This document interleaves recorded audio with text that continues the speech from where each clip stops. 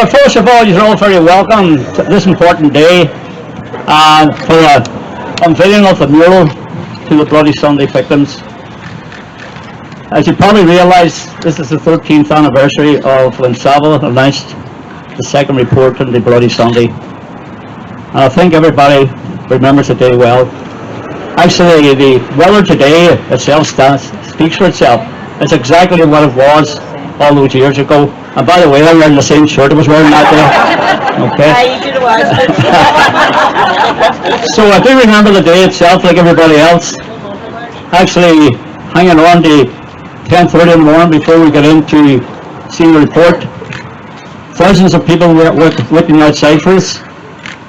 Walking up the stairs into the Guildhall, sitting down with our solicitors, and getting the result of what Savile said about each one of our loved ones.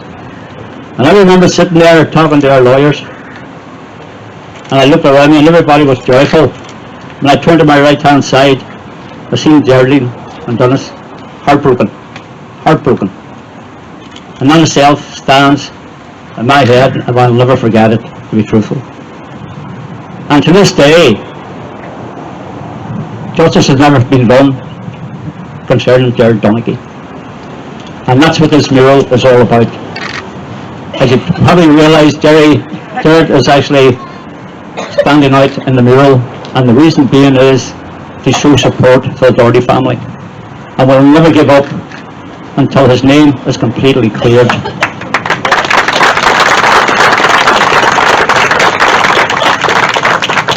So, I have a few people to thank for the mural itself. First of all, the Bloody Sunday Trust, who commissioned the mural. Jonny McKerr, the artist.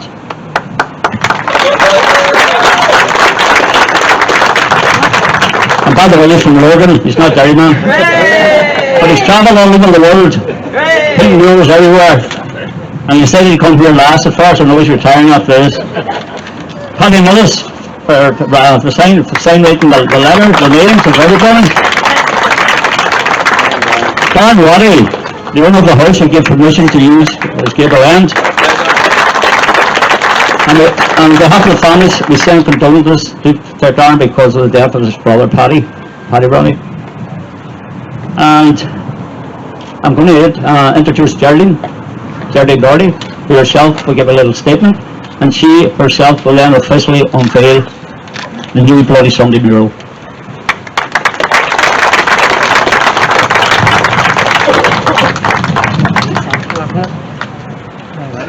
I am very proud to be here today to remember my uncle Jared Doherty.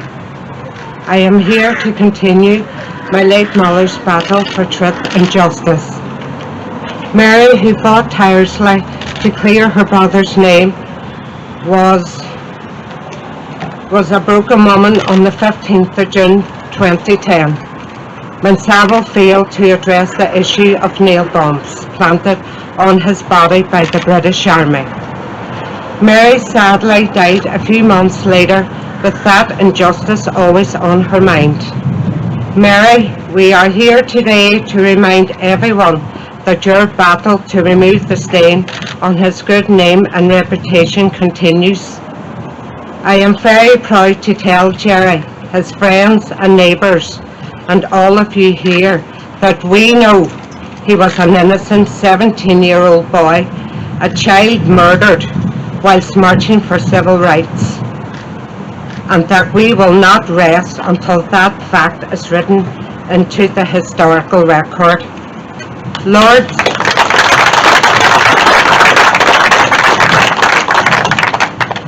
Lord Savile's slur on Jared's good name will not remain as the last word on his far too short life. The Savile report, in pronouncing the innocence of all the Bloody Sunday victims, gave comfort to many people, but his failure to fully exonerate Jared, despite being declared innocent and posing no threat when he was killed, of the blatantly false charge of possessing nail bombs, broke our hearts. These lies, which have been left on the record against Jared, have been used for more than 50 years as justification for both his death and for the deaths and woundings of 27 other people. I will not rest until these lives are eradicated from the public record.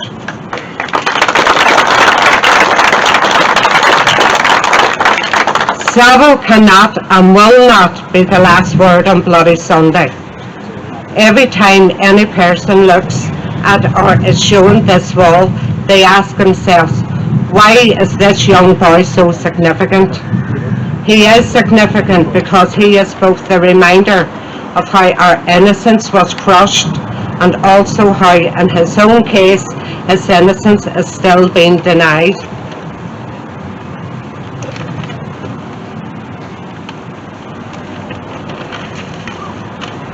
No one here today needs reminded that those shot down on these streets over 50 years ago were innocent. But what must be remembered is that those who planned, ordered, executed and covered up the murder of our loved ones on that day remain unaccountable for their actions.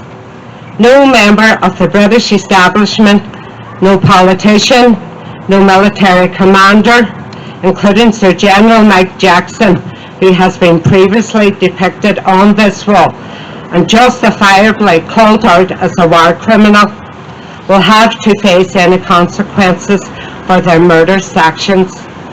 The current legacy bill being driven through the British House of Parliament will shut down once and for all families' search for truth and justice.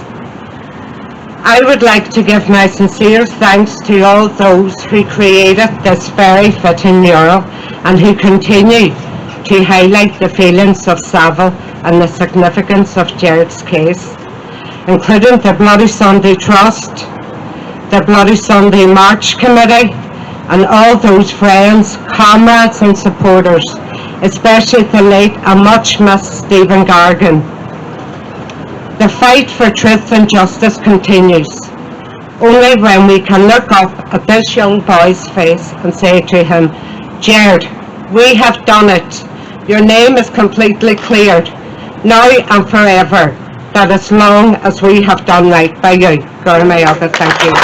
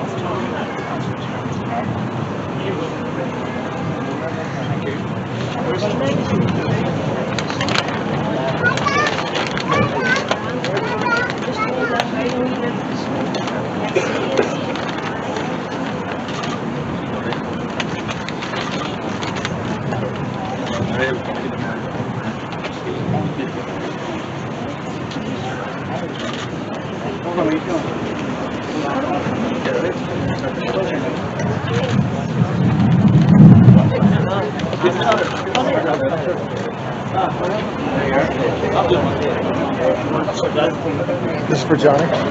Call Jonny up. Could I have the artist Jonny up here, please?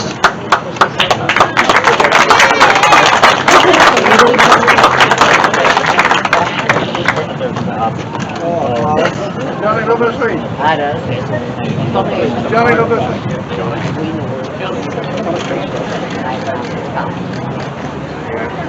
Jonny, just this way too for me.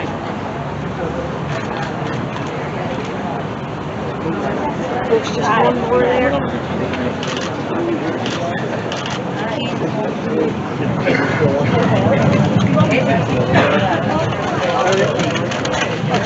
And now could I call Eileen Webster, please?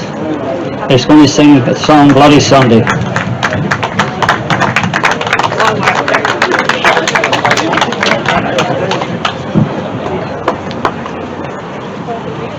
So this is a song written by my late, great, very good friend and comrade, Joe McKerr, who died just over a month ago. We demand civil rights now, the marchers did say.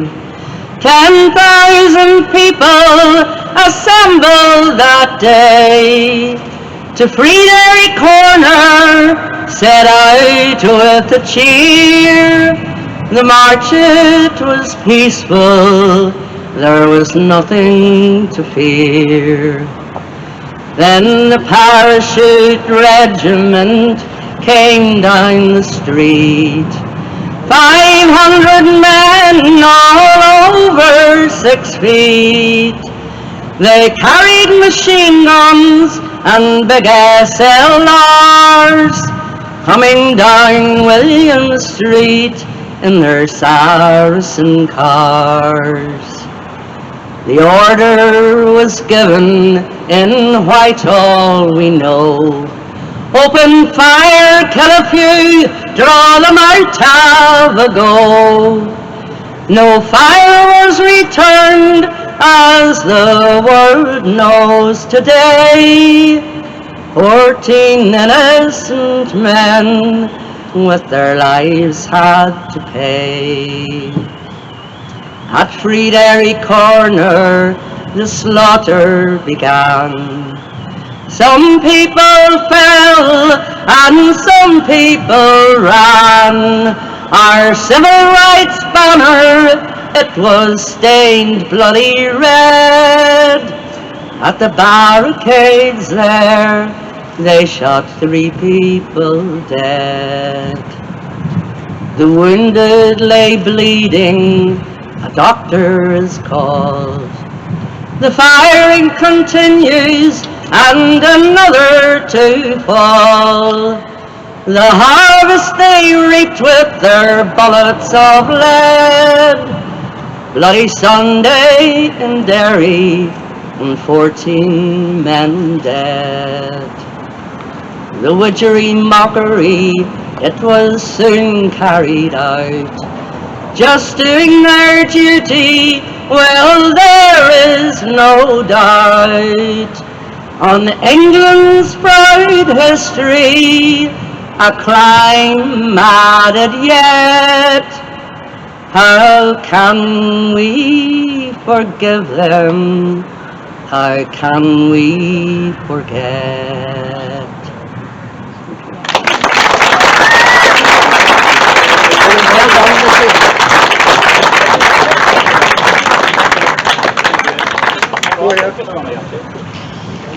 You think I'll hang over me? Again? Well, thank you, Eileen, for that.